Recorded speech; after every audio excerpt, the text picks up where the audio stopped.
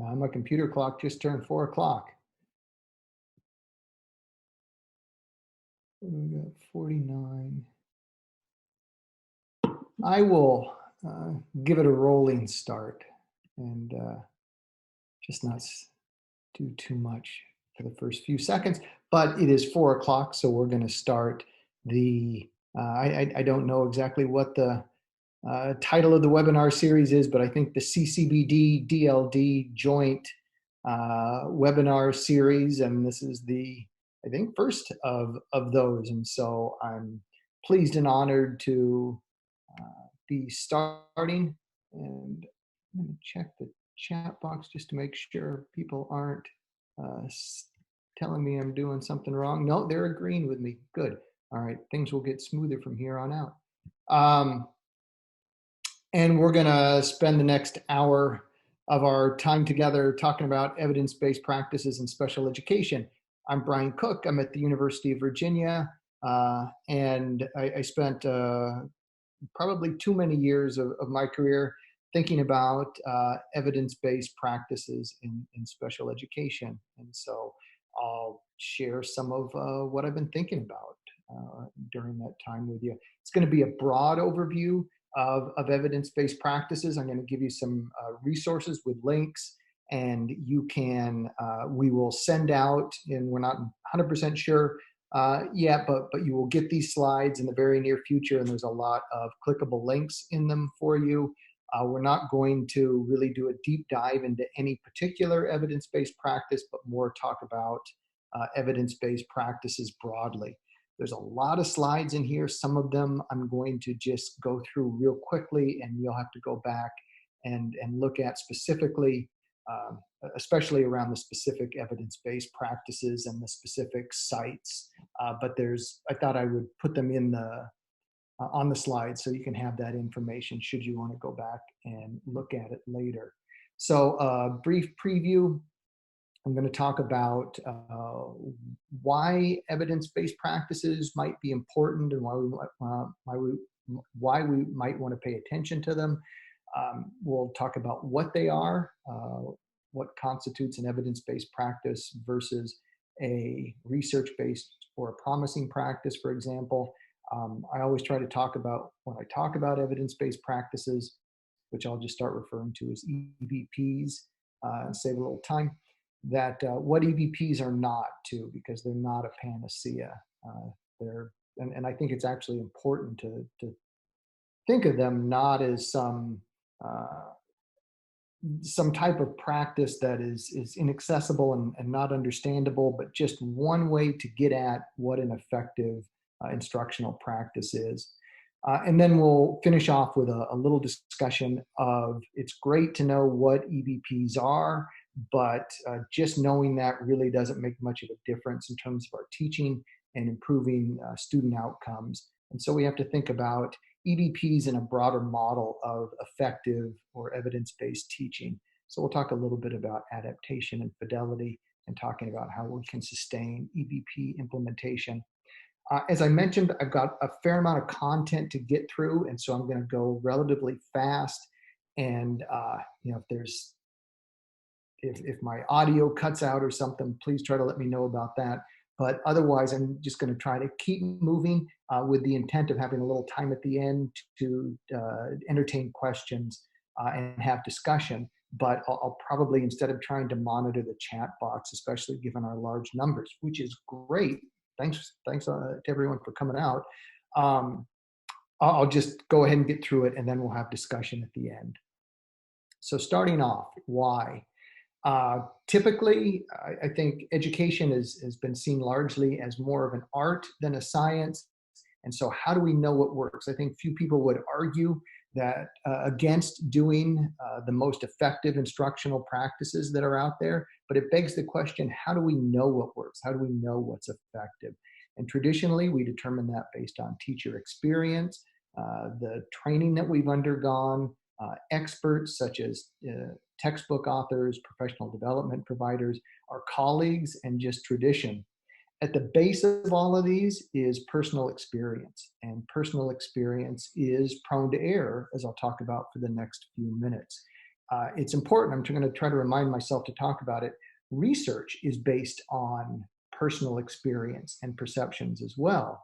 It just tries the difference between research and just plain my own experience, experts' opinions, tradition, is that these other sources of knowledge are largely unsystematic, whereas research tries to provide some level of objectivity and logic and systematicity to getting lots of representative observations and manipulating independent and dependent or independent variables and looking at effect on dependent variables. But at its heart, empirical research, empirical comes from, it means the senses, from the senses, that instead of authority, we're saying we're going to find out by watching the world around us, but we're going to do that in a very systematic way.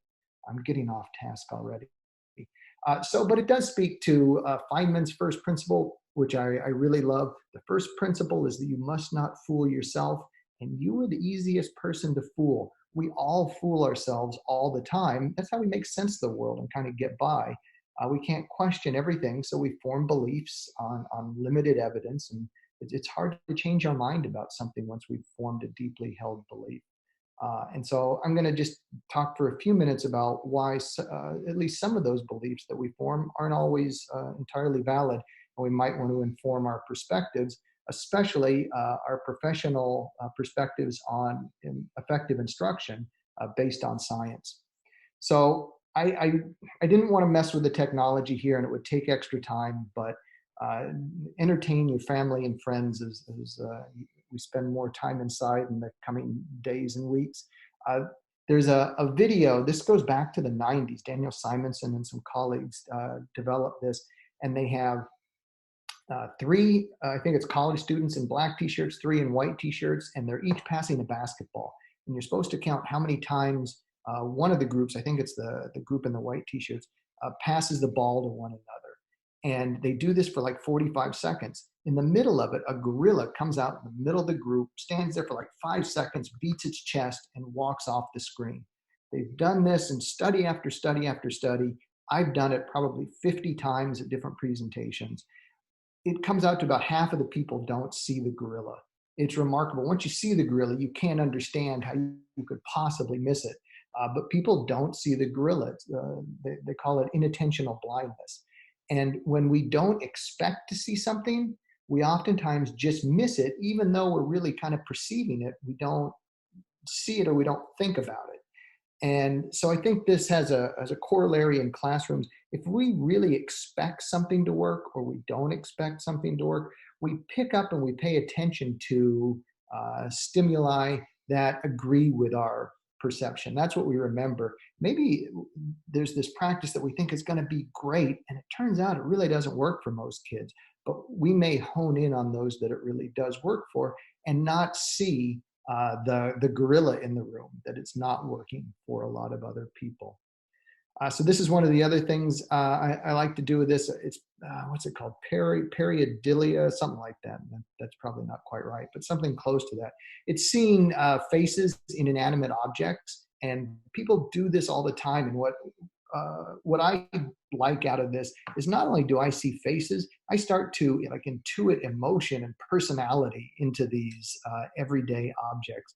Look at that happy bag there. And here we've got a car in the snow that looks a little goofy, but happy. I got a ton of these for time. I cut out most of them, but here's a scary looking zipper, like a monster type thing. Almost looks like a piranha. That's not, it's not a monster. It's a zipper with a button on top of it. But we see things, we try to make sense, and we try to push things into recognizable forms. And so, whereas the gorilla, we don't see things that are right there. With the faces in inanimate objects, we see patterns that aren't really there because we really want to make sense out of the world in ways that are familiar and known to us. And so I think this comes into the classroom as well, where when we really think something, we make connections between interventions, especially those that we like, and student outcomes that may not actually be there. And we make these causal inferences that may not actually be warranted because we see patterns in the world that may not actually be there all the time. The last thing, very briefly, is that once we establish these beliefs, it's really hard to change our minds. We can't be constantly questioning ourselves. There's some fascinating psychological research that you can pretty easily implant memories to people, and they develop false memories real easily. So even our memories we can't trust. We go back and almost after the fact make sense of the world the way we want it to be, and that makes sense to tell us a story. So even if we do notice the kids that are struggling, even if we don't immediately sense patterns, as we think about it after the fact, a lot of times our memory is very spotty, and we can even make up memories. And so we remember things being more or less effective in terms of what we do in the classroom based on the way we think the world and instruction works. So this happens in education too. These are all kind of psych experiments that I've been talking about.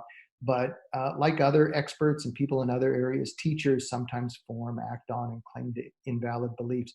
For example, there's only a moderate correlation between teachers' belief and actual student achievement. So things that we would really expect teachers to know, who's a low achiever, who's a high achiever, who's a moderate achiever in your class. It's not that teachers are totally wrong on that, but they're not entirely right either. And so this comes into when we think about developing ideas about instructional practices too. I think teachers are oftentimes right about these things, what works and what doesn't work, but we're not as spot on as we think we are oftentimes. In fact, there's a research to practice gap that's been well documented, not just in education, but in other fields. And in education, we know that ineffective practices are commonly used, such as learning styles. And this isn't a class, that's a whole other class to talk about learning styles, but not effective, but yet very frequently used. And there are a lot of highly effective practices with a lot of evidence to support them that we use sparingly or incorrectly. And behavior-specific praise is the example I often use. What an effective practice that is, and yet it is something that we just don't observe much, even in special education classes. And so this isn't unique to special education, and so in medicine, they have the same problem. They call it the bench to bedside gap. So my dog is having a bad dream and whimpering. I'm gonna turn away for a second. And so I don't have kids at home, but I have 2 dogs. Be back in 1 moment. Lucky, it's okay. He's having a bad dream and whimpers. Sorry about that. So science, as I talked about before, at its root, science is just trying to make sense of the world through our senses. And it's imperfect too, in lots of different ways.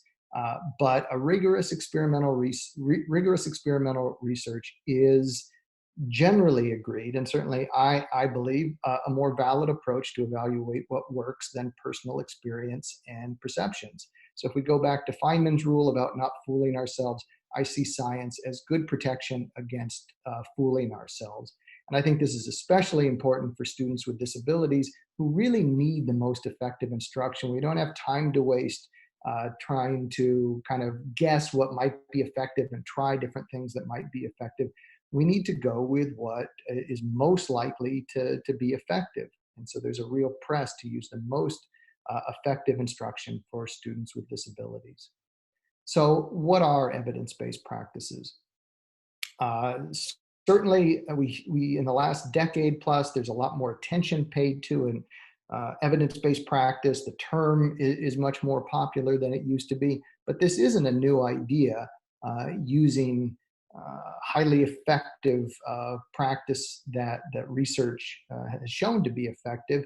And for decades, we've used phrases like best and recommended practice, research-based practice, and evidence-based practice to indicate different instructional practices that are supported as effective by research.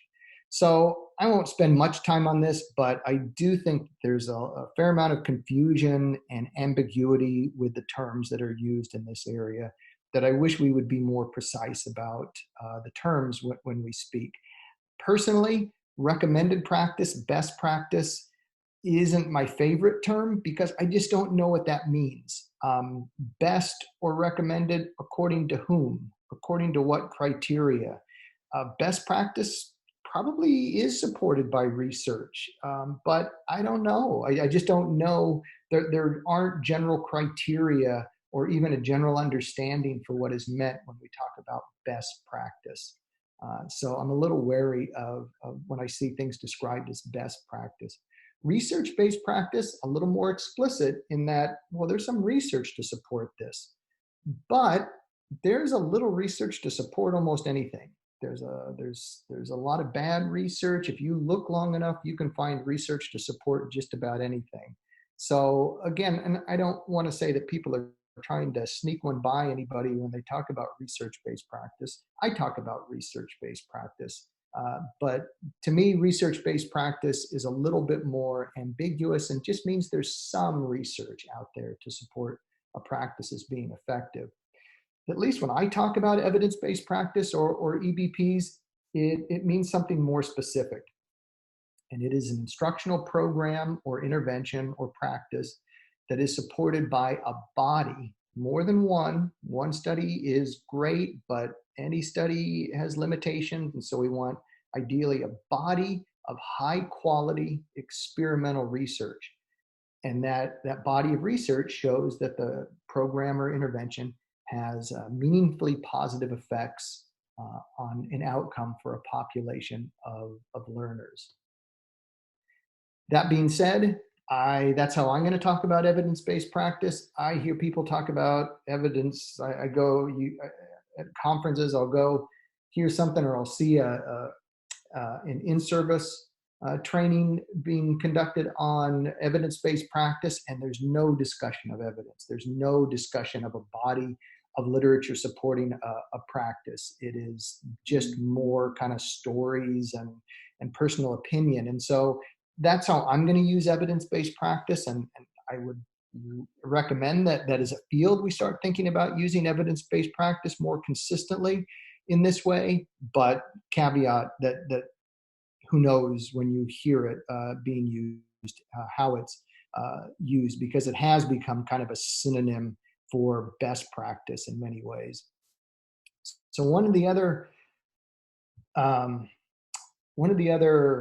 unique and defining aspects of EBPs is that now we have developed different standards for evidence-based practice. So it's not just even a general term that people use to say, well, there's a body of good experimental research out there to show that a practice works.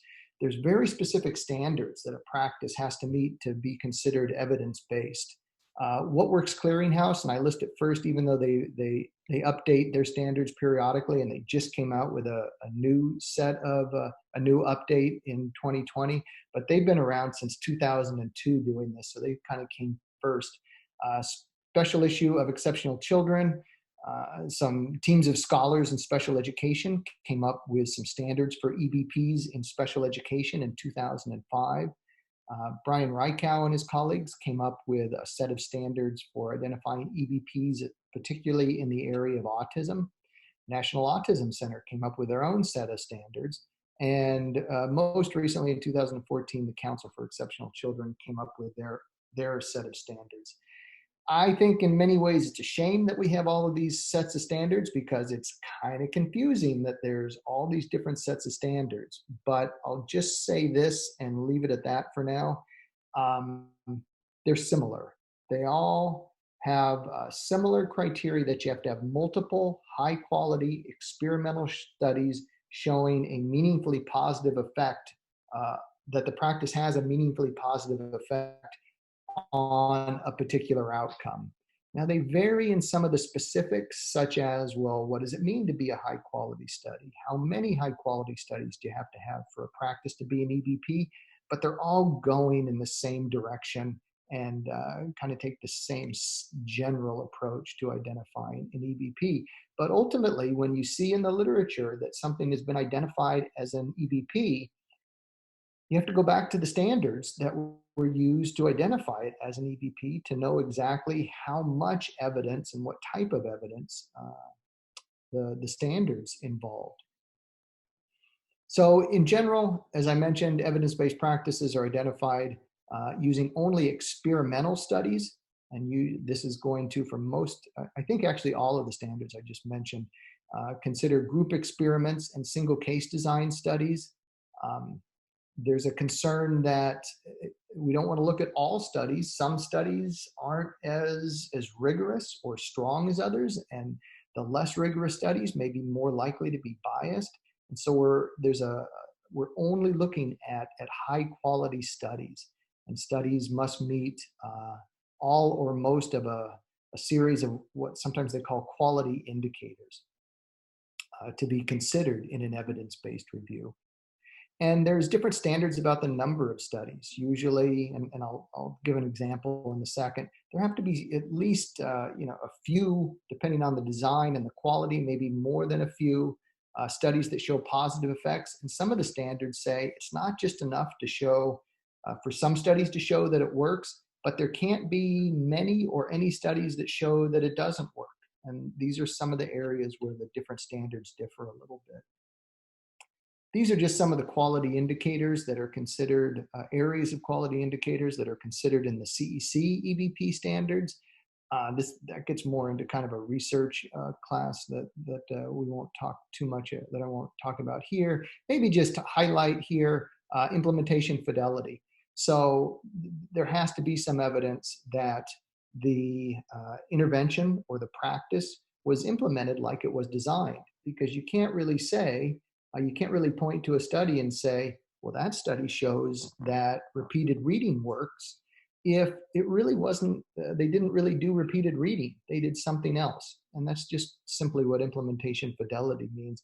Did you implement the intervention? Did the researcher implement the intervention as it was designed to be implemented? So if there isn't evidence of that, then we don't count the study, because maybe they were doing something that they thought looked like repeated reading, but really wasn't. So when we're trying to identify whether repeated reading is a EBP, we're going to evaluate the quality of the studies and look at things like implementation fidelity and make sure they are present. So just a quick look at the standards for EBP. This is from, again, the CEC EBP standards. Again, they're similar to, but slightly different from other standards. They only require 2 randomized group studies to show positive effects. And there has to be at least 60 total participants in those studies. If they're group studies where you're comparing a group that got the treatment to or the intervention to a group that got maybe a business as usual control group, didn't get the intervention, then you have to have, if classrooms or students weren't randomly assigned, you have to have 4 studies that show positive effects. Single case studies where we're following individual cases, typically individual students, and manipulating the presence of the intervention. You have to, largely because there are just fewer participants in those studies, you have to have 5 studies overall showing positive effects with at least 20 total participants. CEC standards also say, well, maybe I only have 1 random group study and 4 single case studies, so it doesn't meet either of those criteria individually. But if you meet at least 50% of the criteria for 2 or more of these study designs, then it can, the practice can be identified as an EBP. And to be an EBP, there can't be any high quality studies that showed that the intervention did harm. And you have to have at least 3 times as many studies that show a positive effect as studies that show a neutral or a mixed effect. So when we identify an EBP, researchers are doing a systematic review. They're looking typically at a population of learners, say kids with learning disabilities or kids with behavioral disorders, looking at a particular outcome, might be math performance, might be reading fluency, and looking at all the literature on a particular, or all the research literature on a particular intervention, and seeing how many studies meet the quality indicators, how many of those are experimental studies, and then counting up and seeing if they meet the standards to be identified as an EBP. This is from a recent article by Melinda Lico and colleagues that just gives an overview of the three terms we've been talking about, where evidence-based practice, I think, is the most specific and arguably the most rigorous class of practices, or the most rigorous standards. And I think we get less precise and less rigorous on the way down to best practices.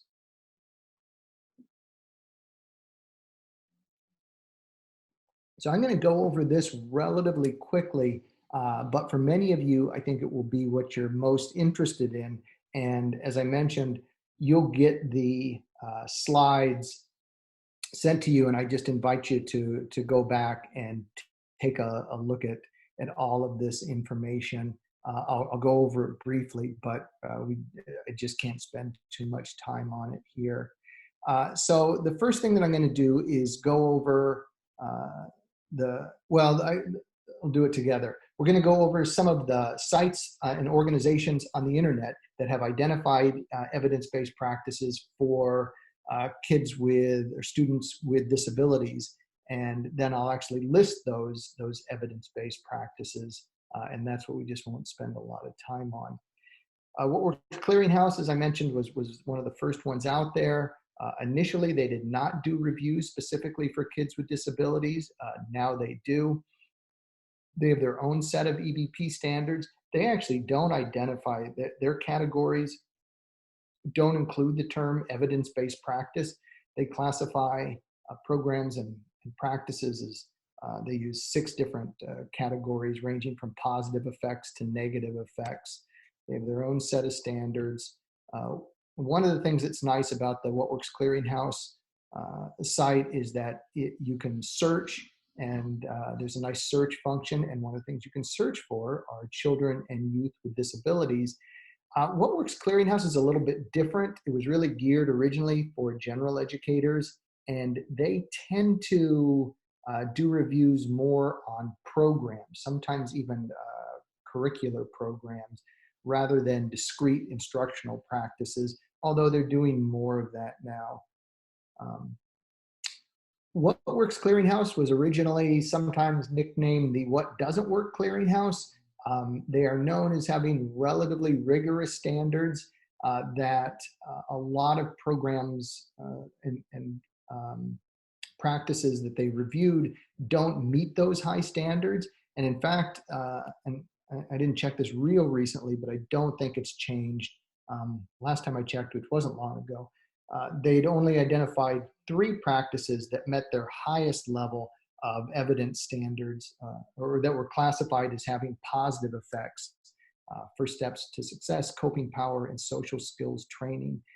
There are lots of other practices that have potentially positive effects, which I'll talk about a little later, is kind of what I sometimes think about as promising practices. So there's some research evidence to support them, but not enough to get them into that kind of highest category, which for a lot of sets of standards is evidence-based practice. For each of these sources, I'm going to talk about the resources that they provide to kind of help teachers and educators implement them. They don't have a lot of resources on the What Works Clearinghouse. That's really not what they do. They do give some detail on the practice. They try to provide some visuals to help interpret their findings. So they have a little graphic here for the effectiveness rating. So coping power works, has a positive effects on external behavior. It, on average, in comparison to a business as usual control group, it improves the intervention group by 8 percentile points. they give a breakdown of the race, gender, urbanicity, the delivery method, and the locations of where the research was conducted, and say that the 3 studies met their evidence standards and were considered in the review. So this is information on those 3 studies, but they don't really give you much in terms of how to implement it and what you need to implement it. So a little breakdown of the strengths, systematic, rigorous reviews, but and the search function here, but the few resources is one thing that stands out to me to help with implementation on What Works Clearinghouse. National Professional Development Center on Autism Spectrum Disorder, or NPDC on ASD, is a federally funded center, and they have done 2 rounds of reviews looking at the intervention literature for students with ASD, and I think they're going to do another one coming up, but they use Gersten et al. And Horner et al.'s EBP standards, and so this is their website, and for all these things, the link there will get you to the website. They've identified now 27 EBPs for students with autism, autism spectrum disorder, that meet standards for an evidence-based, to be identified as an evidence-based practice. I'll just encourage you to go back and take a look at the list here. And so this is the rest of that list. One of the things that stands out about NPDC on ASD is that they have developed what they call AFFIRM, and I forget what AFFIRM stands for, but it stands for something that you have to register, but it's free. And they have, there's a whole there are modules for each of the evidence-based practices that you can go through, and it provides basics, planning, using it, monitoring progress. They have implementation checklists for how to implement the practice with fidelity. And so they are kind of out in front of the rest of the sites. For the other ones, you're going to have to do some of that legwork yourself. And so here's an EBP. I'm going to have to go do my own work about how to implement that. The NPDC on ASD actually provides a lot of good resources for doing that. And a lot of them are video-based. Again, I said you had to sign up, but that's free to sign up. And some of the modules take a while to get through and are multiple lessons, but they're very good in terms of providing support for implementing the EBPs. So strengths and weaknesses, I think the big limitation is that this is specific to learners with autism spectrum disorder, but they do systematic, rigorous reviews, and they provide extensive resources for implementation. It's interesting to me that there's a great deal of focus in the autism area around EBPs. And so there's 2 independent groups actually that look at autism. NPDC on ASD we just talked about, and now the National Autism Center. So they did their first national standards project in 2009. They updated that in 2015, and they're updating it now and plan for a 2021 release. And so they have come up, they use slightly different terminology too. Rather than evidence-based practice, they talk about established practices for children and youth with autism. They also identify emerging and unestablished practices. Emerging are kind of those promising practices, some evidence to support them, but not enough to be considered an established practice. Unestablished means there isn't research out there to support them. So they have come up with their own set of EBP standards. This is their website. You have to register to download their material. You have to register there, but it's free as well. And so these are their 14 practices. There is actually a fair amount of overlap with NPDC on ASD, but not exact, because they are different sets of standards. They provide some resources, but not a lot. For each of the EBPs, they have basic facts, a detailed description, and recommended readings.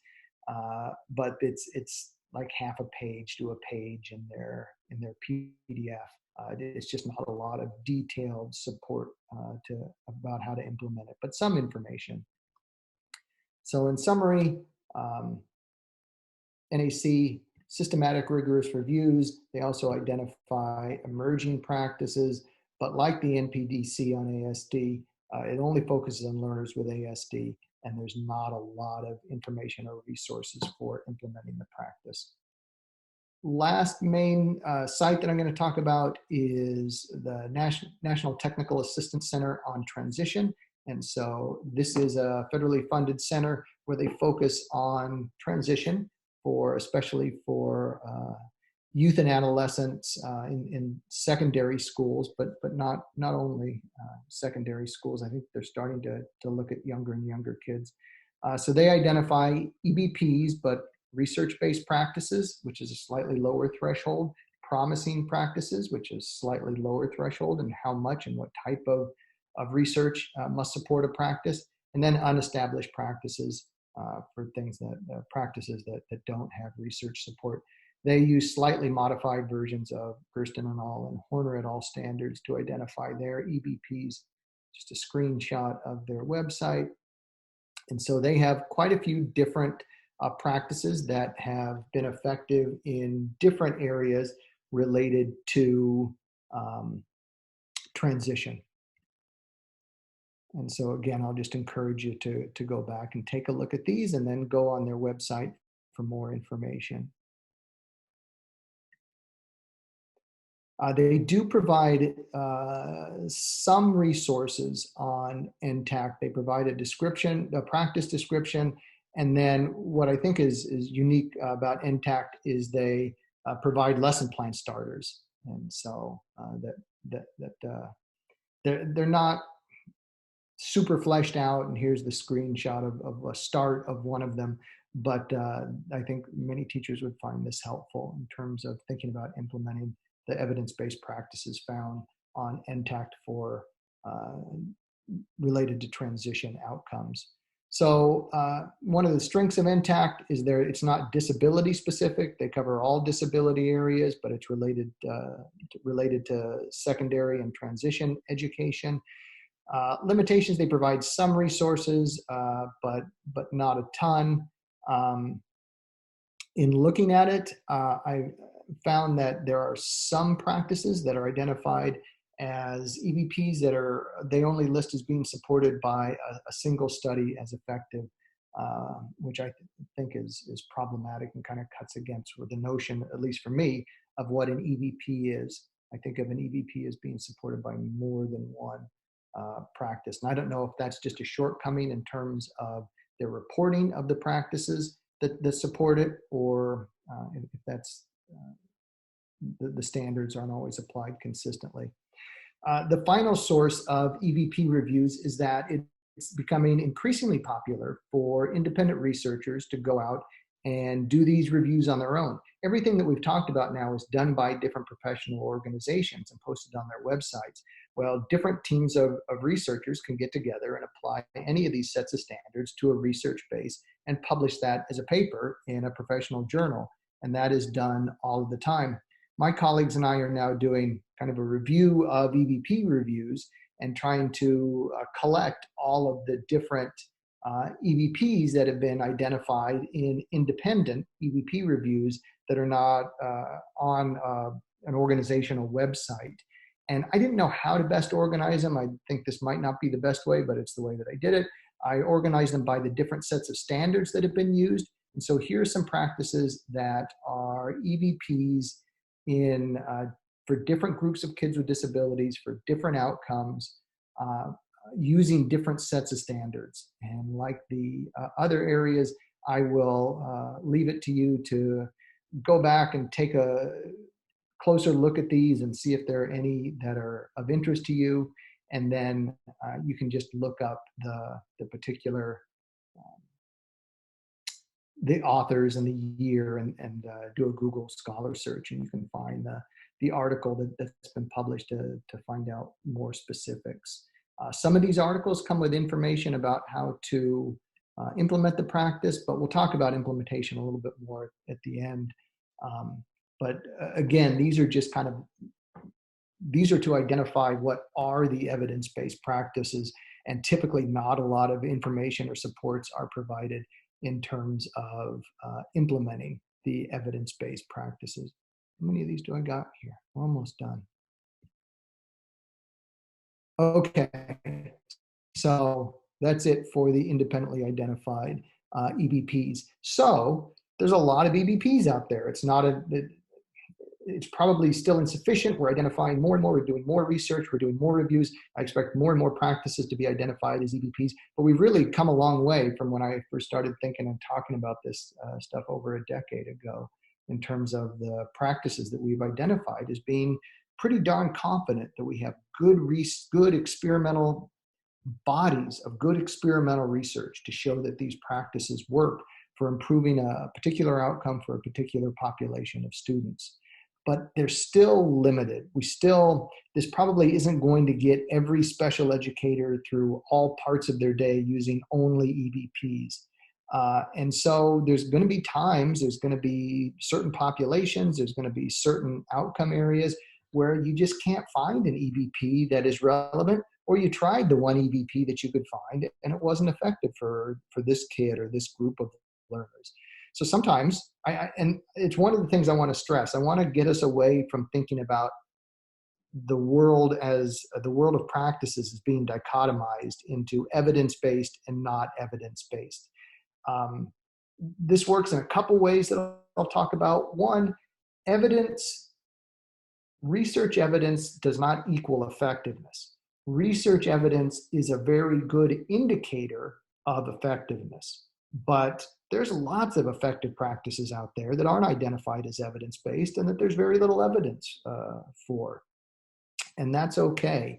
And the continuum of effectiveness and evidence-based, it's a continuum, and it runs from lots of evidence to very little evidence. There isn't just a place where we can draw a line and say, there's good evidence for these practices, not good evidence for these practices. One of the shortcomings, I think, of evidence-based practice, and it's also the strength and why it became popular, is because we want simple answers. And this gives us a simple answer to it's evidence-based or it's not evidence-based. But the reality of it, these are nuanced questions. And is it evidence-based for this type of learner, for these outcomes? How strong is that evidence base? And so we have a set of standards that we try to apply. But I think it's not realistic to always just think of the world and generally, but certainly instructional practices as kind of black and white or dichotomous, where there's no gray area. So just because something's not an EBP doesn't mean, oh, I can't even think about that or look at it or talk about it. That's not okay. You're going to have to do things that aren't EBPs, and that's fine. And so I think EBPs is a great place to start because we have lots of solid research to support the effectiveness of that practice. But when there isn't a relevant EBP out there to use in a particular situation, or we've tried that EBP and it hasn't been effective, we're going to have to do something that's not an EBP. And we might look at promising and research-based practices. So there's not a lot of really strong evidence, but there's at least some pretty strong evidence to support their effectiveness. That's pretty good. That's okay. We might also look at, so I'm looking, I want to find an EBP for kids with behavioral disorders. And I can't find anything specific for that population, but I'm thinking about improving their reading. Well, there's some EBPs in reading for kids with LD. Is there looking to related populations and seeing what's evidence-based for related populations? That's not a bad place to look either. Maybe I'd have a little more confidence. I'd have more confidence if there was a lot of research specifically showing that practice X worked for kids with EBD. But if I have evidence that it's an EBP for kids with learning disabilities or kids with ASD, it's going to help my confidence that that's a generally effective practice. So that's another place that I could look. So for these, what I tend to call promising practices, or these emerging practices where there's some evidence, but not a lot, Here are some links. What Works Clearinghouse has some practice guides where they identify, it's a little bit different than their reviews, but they identify generally effective practices. The Iris Center has some resources on this. University of Missouri's Evidence-Based Intervention Network identifies practices with solid research bases behind them, but don't specifically apply EBP standards and identify EBPs. And DLD's Teaching LD Current Practice Alerts series does the same. They recommend practices supported by good research evidence, but they don't apply EBP standards in particular. Another source to look at, meta-analyses and systematic reviews in professional journals will identify generally effective practices, even if they don't classify practices as EBPs. All right, I'm going to talk a few minutes about what EBPs aren't, and then finish off with a little bit about how to implement EBPs, or really any practice that we want to implement. Important that EBPs are not universally effective. I don't want to oversell EBPs. So EBPs are practices that multiple high-quality experimental studies show work most of the time for most of the kids. There's going to be non-responders, or sometimes called treatment resistors. And that's a lot of times the kids that we work with in special education. Nothing works for everyone, not even evidence-based practices. It's not a sure bet. What evidence-based practices are a better than 50-50 bet. They're a pretty good bet. They're about as good of a bet as we can find out there. So I like to think of EBPs as a good place to start. It isn't a guarantee that this is going to work, and we can't turn off our brains and just assume this is going to work and not do good formative assessment and not do just good teaching practices and think, well, I'm using an EBP, don't have to worry about it, I know it's going to work. It isn't. It's not universally effective. It's just we have good evidence to show that it's likely to work. I alluded to this previously. EBPs are not perfect indicators of effectiveness. Every EBP was once a practice that wouldn't have met EBP standards, that we hadn't done research on it yet. And so just because a practice isn't classified as an EBP doesn't mean that it's ineffective. Look at the research. Is there some research that shows it's effective? Could be a promising practice. That's a very different situation than looking at a practice that there's been multiple studies that show that it doesn't work. Now that's something that I would not recommend thinking about using. But take a look at the evidence. And just as I mentioned before, EBPs are a simple answer to a complex question. And that's part of why they're popular, that's part of their appeal, but realize it is a simple answer to not a simple question about what works and what I should be using for different students with disabilities. EBPs aren't always generalizable. So I just said before, if I can't find an EBP to teach kids with EBD reading, maybe I want to look at the LD literature and see if I can find an EBP there. The further we get away, and this really is kind of just a judgment call, the more dissimilar the students in the research studies are to the students you're teaching, the less likely the EBP is to generalize to the different populations. I probably wouldn't take a practice that has been shown to work for adolescents with LD and apply it to pre-K kids with severe autism. The more different the populations are, the effectiveness of that EBP just may not generalize. That being said, in general, I think highly effective practices are often robust across different outcomes and different learner populations. And so I think there is often some generalization, but we just don't know how much. So the more similar the population and the outcome that you're looking at to the research studies, the more likely that EBP is to work for your students. EBPs aren't necessarily easy to implement and sustained. If they were, we'd probably be doing them already. And we do know that there's a research to practice gap that is commonplace in most schools. And so these practices aren't being used. And we know that institutional change and changing school climate is just hard. And so this isn't easy, and don't assume it will be. Set up support, set up networks. Don't try to adopt 8 new EVPs tomorrow. Do one at a time. Be kind of smart about this, and realize that what I've talked about mostly so far is the process of identifying EVPs. Not to say that that's easy, and we spend a lot of time and resources doing that, but that's only the beginning.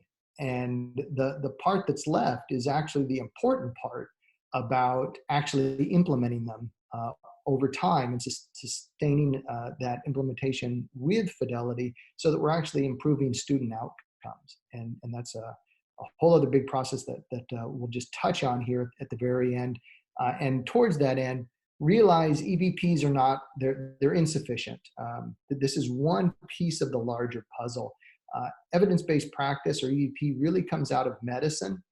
Starting in the 90s, there was a big push for evidence-based practice or evidence-based medicine, which I sure hope my doctors, my general practitioners are practicing evidence-based or implementing evidence-based practice. But in other fields, there's much less of a focus on EBPs and specific practices, but more about a broader practice that is informed by evidence. And so oftentimes you see this 3-part model of evidence-based practice, where we need to be considering the research evidence, sometimes referred to as the best available evidence, which kind of gets into the quality and design issues. But we also have to look at clinical expertise and experience. So what works for you? And you know your kids as a teacher really well. What do you think makes sense? And also looking at, and this comes out of medicine, so they're talking about clients and patients sometimes, but oftentimes for us, our students or our clients, in their situation, what are their goals? What is their family value? And when all of these things align, you're doing something that is working towards students' goals, you think it makes sense, and the research evidence supports it. That's where we get this sweet spot, or the overlap around evidence-based practice as a broader way to approach education, rather than just specific instructional practices supported by the research. So last couple minutes, I'm going to talk about how, and then you'll be all done listening to me. So I part of me made this up a little bit, but I really adapted it from a variety of other sources. There's a big evidence-based medicine movement, a big evidence-based nursing movement, and in other fields. And their general approach is we have to ask a practical, important question. We need to search for relevant practices. We should appraise the evidence of the effectiveness and fit of that practice. Once we identify a practice, and these are the 2 things we've really been talking about so far, about where EVPs would come in. We want to see if we can find EVPs and see how well they fit and work for our population.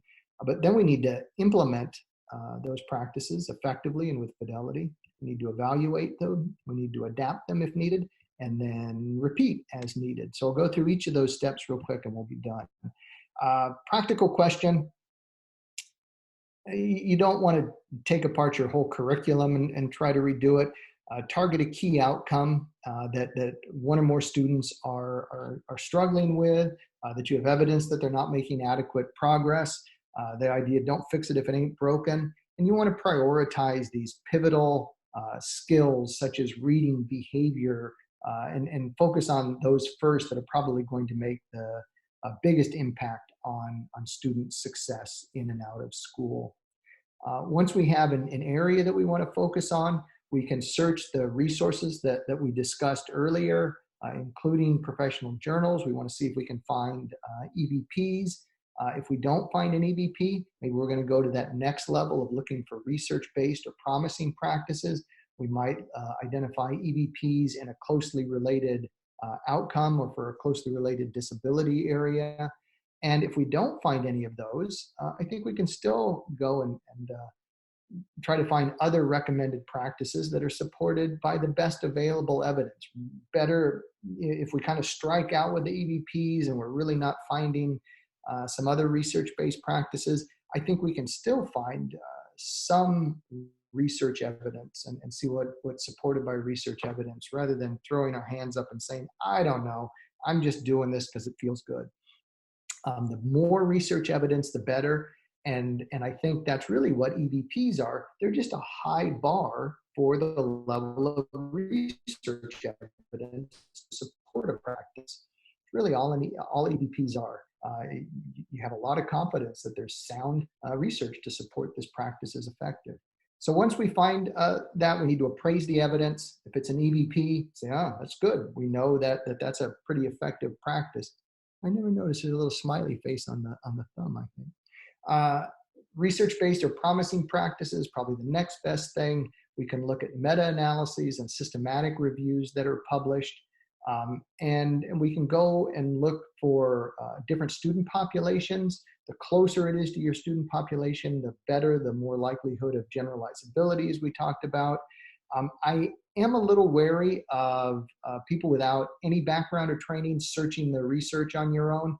Try to, if you're not familiar with doing literature reviews, maybe you work with someone who is at your school or at a university, because I think it's just so easy to find what we want to find out there and disregard. It's easy to cherry pick results. And if you do a non-systematic review of the research, you're going to find kind of what you already thought to be the case, and then it's really not worth doing a review to find that out. We want to look at fit.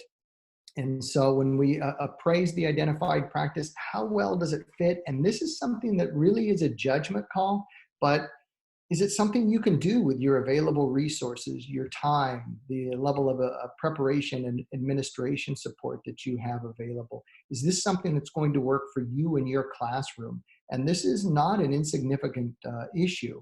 It doesn't make a lot of sense to choose something that you just don't want to do, you don't think you can do. Something that we really need to take into effect. Melinda Lico has a nice piece.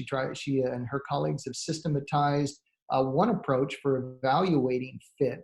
And so looking at strength of evidence,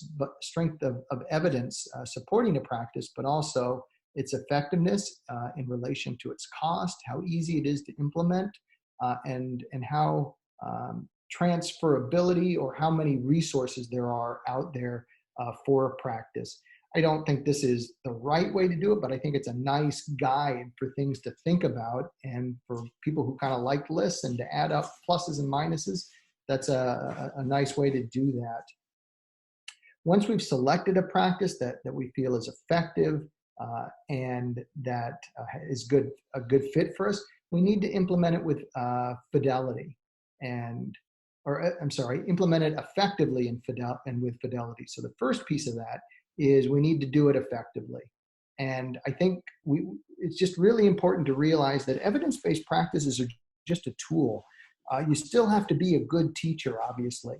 And you can take the best, most research-based, evidence-based practice in the world, and if you stand up and you're really talking boring and monotone and you turn your back to your class the whole time, it's going to be a disaster. You can take a great teacher who is with it and is quick-paced and is enthusiastic and giving lots of positive feedback. They're going to be pretty effective regardless of whether they do an evidence-based practice or not. Evidence-based practice makes good teachers better and I think it just takes you up a notch, basically. It gives you a higher potential, but that interacts with your effective teaching. And so don't check effective teaching at the door when we're doing evidence-based practices. But we need to implement the critical elements of EBPs with fidelity. So I don't know why I chose this one, but there are steps to a recipe. And if you say, oh, I got this new recipe, I think it's banana pancakes. And you say, oh, that recipe's awful. It doesn't work. Those pancakes are horrible. They say, oh, well, but I didn't have bananas, and I didn't use eggs because I don't like eggs. And instead of milk, I used almond, or I used coconut water. Whatever it is, you do things differently and you use different ingredients. You can't say then that the practice or the recipe was ineffective. You have to do the right things in the right way. Even when we do that, there are going to be kids who are non-responders. So we have to evaluate. We have to see how everybody's doing. And we have to do good formative assessment, which is a topic for another day. But there's a link on progress monitoring. We also have to monitor the fidelity of the practice, because even if a kid isn't making adequate progress, they're making slow progress. If we're not doing the intervention correctly, we can't say the intervention didn't work. So we have to monitor the fidelity of the practice and make sure we're doing the practice as it was designed. If we're doing the practice as it was designed and the student or students aren't making adequate progress, and we're almost done, I know we're right up against the hour now, then you might have to think about adapting the practices needed. And so the point here, even though we have to follow the recipe, once we get good at following the recipe and it still isn't turning out right, master chefs don't follow the recipe exactly. They can't do something totally different, but they're going to adapt. They're going to taste along the way, add a little bit more salt, add a little bit more pepper, do something, this or that. They have to adapt depending on their audience, depending on their tools and what's available. And so we have to think about adapting in ways that don't fundamentally change the practice, but make it more effective for us. So LECO 2015 has some nice guidelines to think about for adapting practices. And if we've adapted it, we've implemented the core elements with fidelity, and we have evidence that it's not being effective, trust that information, and we go back. We've given it enough time now. We gave it enough time to work. It's not working. We go back. We try a new evidence-based practice or a new practice supported by at least some evidence. Last two quick points I'll make, and then I'm done. EBPs don't just magically get implemented for a long time. As I mentioned before, we put a lot of time into money in identifying EBPs, but generally speaking, there hasn't been a lot of change in schools. So we need to think about how to make it happen as opposed to just hoping that EBPs happen. So two things I recommend. We need ongoing support, such as coaching, and I would recommend thinking about developing practice-based evidence. So ongoing support, there's a lot of evidence that we don't just need support in identifying EBPs, but implementing those EBPs, making them work in a teacher's classroom, and they need modeling and coaching and feedback and observations and good coaching. They need administrative support. They need a supportive school climate. So we need to think about those issues.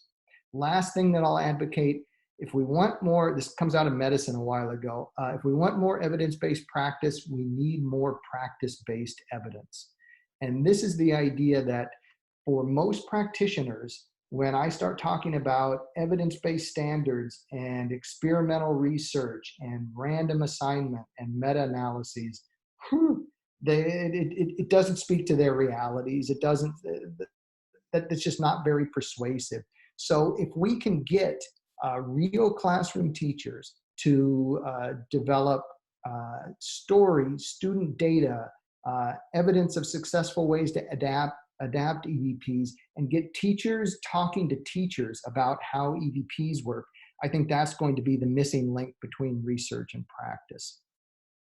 So in conclusion, EVPs are good evidence to indicate generally effective practices. They're not a panacea, and they're just one step in the larger process of evidence-based teaching. And I am 3 minutes over, and I apologize, but I am now done, and we'll be happy to stick around. And if people have questions, comments, discussions, or maybe you'd rather go back and enjoy the rest of your time. In quarantine, hopefully not entirely in quarantine, enjoy a little quiet time by yourself. I'm here, and thanks for coming. Thank you, Bryan. That was wonderful. I have a couple questions that some people had posted in the chat, so I'm going to kind of read those off, and if you can come up with a response, we can kind of do that. So the first question was from Michael Kennedy. He said, do you think the requirement to have 0 studies with negative effects incentives people to shelve studies with those findings? Potentially, yeah. It would really depend on the individual, but I think there's a lot of different incentives for researchers not to publish null findings, and that could be one of them. I perhaps, and I don't think it's unreasonable to think that maybe we should allow um, we should allow a practice to be identified as an EBP, even with some evidence that the practice does harm. Under the CEC standards, that negative effects isn't just null effects or that it didn't work, it's that it actually did harm, and that harm was shown in a high quality experimental study. Um, I This was a point we had a lot of debate about, and I don't think any of the standards are perfect, and I think that's a reasonable concern about the CEC standards. All right, from Claire, we have, do you think that it is one's ability to implement it with fidelity that might be a critical component? Oh yeah, if I could identify probably one area, talking to educators when, oh, I tried that and it just didn't work for us. And more often than not, when you say, well, tell me about how you tried that. Well, we didn't actually buy the materials, but we downloaded some of them from the internet, and we didn't really have as much time to uh, to implement it as was designed, but we did our best. It's Fidelity is just a huge issue. That being said, there's more to teaching than fidelity, and we can't just kind of follow the directions and assume it's all going to turn out right. I think fidelity has gotten a fair amount of attention recently, and rightly so. I think it's really important. I think the new kind of frontier in all this is going to be how to systematically approach adapting practices to make it work for individual teachers, classrooms, and students, while still maintaining fidelity around these core elements, which honestly, fidelity assumes that we know the critical elements of a practice. And oftentimes we have people who have developed interventions who are taking their best guess at what the core elements of a practice are. And that's done through theory and kind of expert opinion rather through research evidence. So I think there's still a lot of work to be done around fidelity and adaptation. But I guess the core message is, yeah, fidelity's important, and you can't assume a practice is going to work like it does in the research if you don't do the practice like it was done in the research. Oh, we have a really good timely question. Any Uh-oh. timely advice for EBPs with regard to online virtual learning for students with disabilities? I wondered what you're going with the timeliness, and how's this going to relate to COVID-19? There's, I guess, two things I'm thinking about. I don't know, it is just not my area, and I don't know of EBPs specifically for kids with disabilities and online instruction. I don't know if there are some that might exist for kids without disabilities, learners without disabilities, or EBPs for online instruction generally. So there might be some guidance there, but I would be a little bit surprised if there was. And so, as much as we couch this today in terms of EBPs and evidence-based practice, if we think of EBPs as just practices with a lot of good research to support them, then this is really just about good teaching. And I think these same principles can be used to think about how to select which practices to start with, but then how to apply them and assess them and adapt them in different settings and with different populations. And I think it's just maybe a different twist to think about how to do good teaching, which I would hope would apply in online and in face-to-face environments. Short answer, no, I don't know exactly. Yeah, that's a really hard one, but a very timely one since a lot of us are Yeah, going I would virtual. assume, and this sometimes I think comes down, we don't have evidence. I Mhm. don't, I think very few, if any, of the identified EVPs have been validated in online instruction. And so some of this, I think, just comes down to uh, common sense and thinking, well, would this, is it similar enough? Would it seem to apply?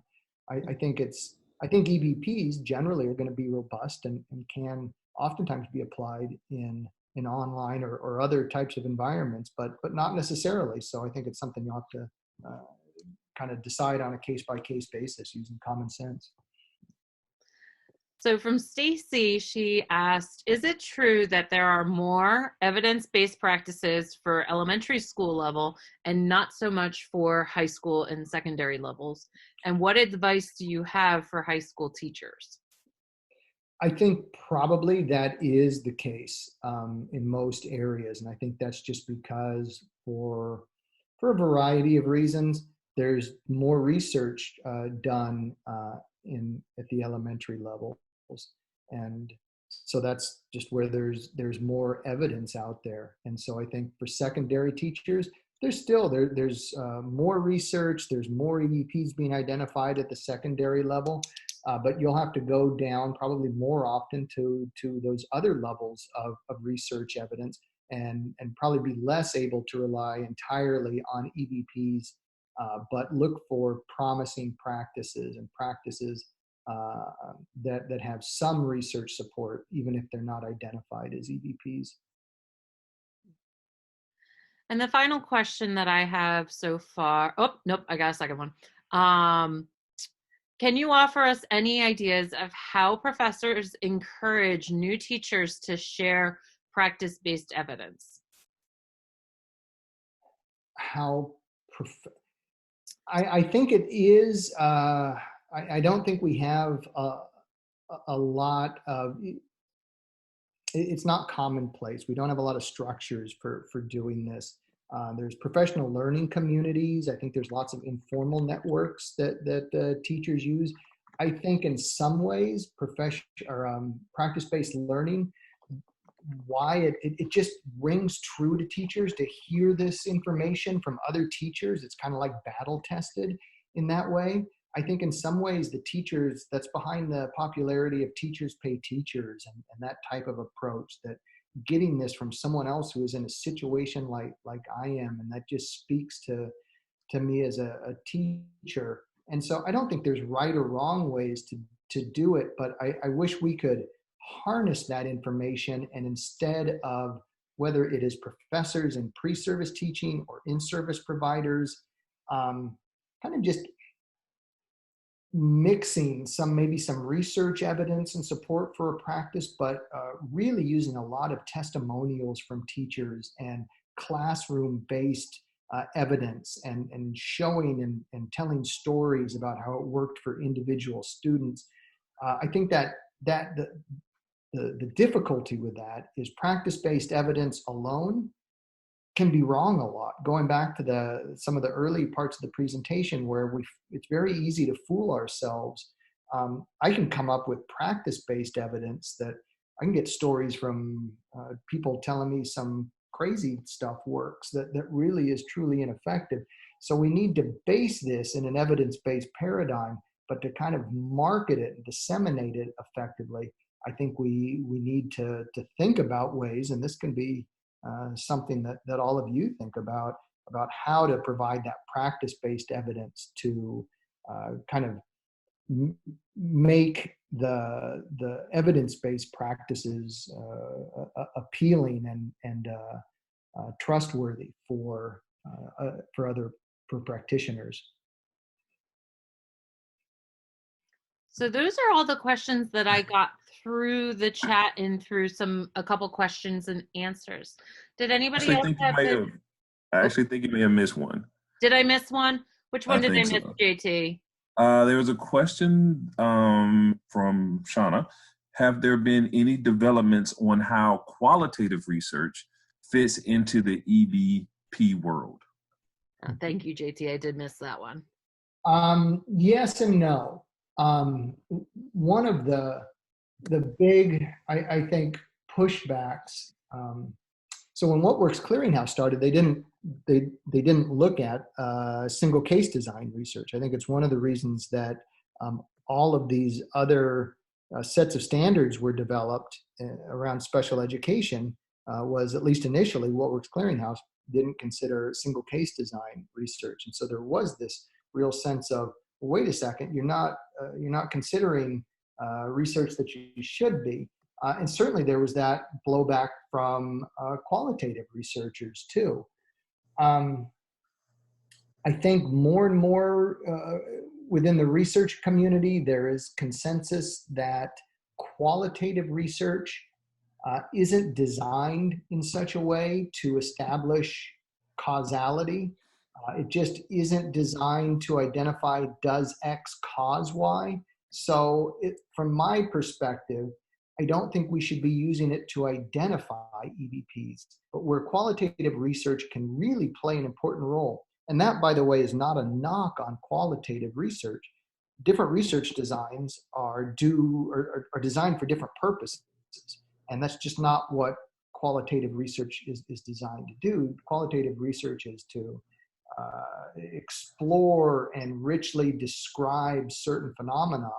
And so some of these things that we've been talking about, like practice-based evidence and how to adapt practices, using qualitative research to really explore and describe how teachers make these decisions, how developing case studies about effective implementation, effective adaptation, and practice-based evidence.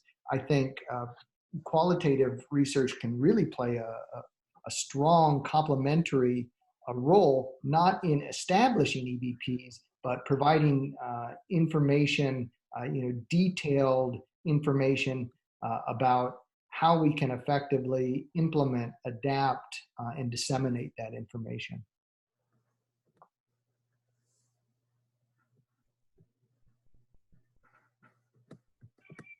I think did I get all the questions, JT? I think I got them all. There was at least a statement made. Yeah, I did see that statement. Yeah, to address I think the other question about how do you get kind of teachers to promote EBD or not EBD, but evidence-based practices. And Sharon shared that one strategy that she uses is to have all students investigate an evidence-based practice, create an overview, and then teach that evidence-based practice to their peers. If it's an online course, they prepare a digital presentation. If it's a seated course, they teach it to their peers in a simulated lesson. They receive tons of guidance, and they have a difficulty, as Bryan states, reviewing and interpreting the literature. So it seems that that's where the problem lies when doing that kind of lesson, is how do they kind of analyze and synthesize this information and then share it with their peers. And I just see the last comment of people wondering about, and that is an excellent idea. Thank you. Kristen posted that people are wondering about my dog. He is fine. He's a rescue dog and cannot be more than a couple feet away from my wife or I. And she's not home now. So is close by and occasionally snores really loud, and sometimes I don't know if it's necessarily bad dreams, but I think maybe he's chasing a squirrel or something sometimes too, but really whimpers a lot. I don't know how much was coming through, but I got paranoid.